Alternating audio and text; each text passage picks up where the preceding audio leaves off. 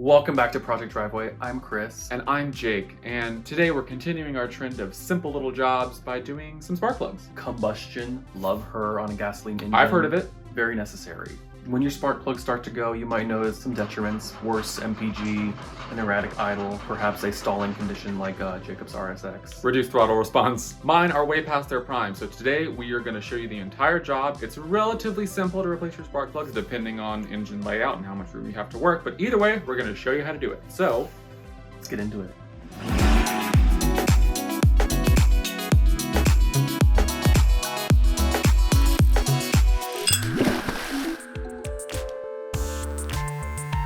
What you're going to need for this job is obviously the spark plugs in question. A spark plug socket is not a necessity, but it is helpful. It'll actually grab the spark plug out of the combustion chamber and pull it out without you fiddling around. And some anti-seize, if that's your bag. It's not usually mine, but hey, we're doing things proper this time. We're going to start by pulling out the old plugs, and then we can sort of tell you the importance of having your spark plugs in the proper operating condition. So Christopher, what does that entail? On this specific car, we got to get a little cover out of the way.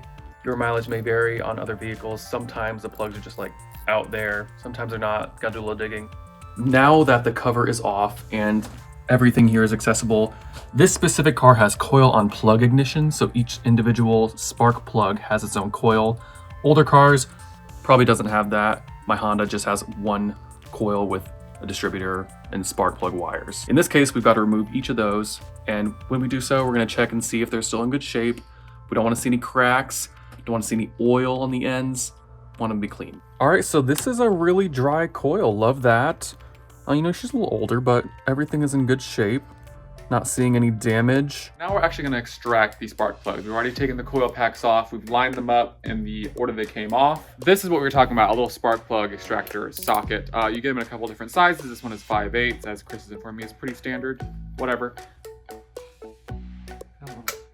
You can kind of feel like the little detent as it kind of slips over the end of the plug. And again, these should not be tight. This should not be like a problem to actually like loosen up and get moving. If that thing comes out, I'm gonna be really mad. God damn it! Well, this doesn't even work. Magnet to save the day. All right, well, this is a great point to illustrate. Sometimes your spark plug extractor, even then, isn't an ideal piece of equipment. So a little like magnet grabber is also handy. I'm gonna deal with you later. Let's discuss what makes a bad plug, because this one is far from ideal.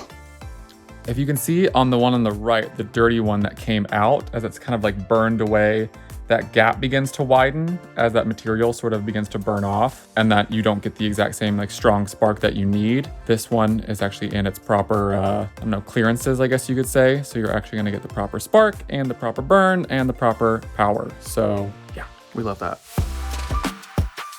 All right, gals, jumping in here real quick. Spark plug gap checker. You can get these like everywhere. Trust but verify. These are probably at the right gap. We just want to make sure. Acura says 0.044 on this. We enter right here. You see we're about 020, 030, 04, and then we want it to stop right about there, get some resistance. And yeah, looks like they actually truly are gapped to the correct spec, so we know we're doing the right thing.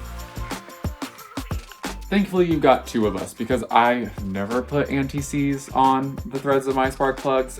It's probably worth it though, considering how long the intervals of most spark plugs are. You don't want a lot on here. You don't want to be gooping these things up. Oh, see, even that's too much. You just don't want to touch this on the insulator or the electrode. So don't.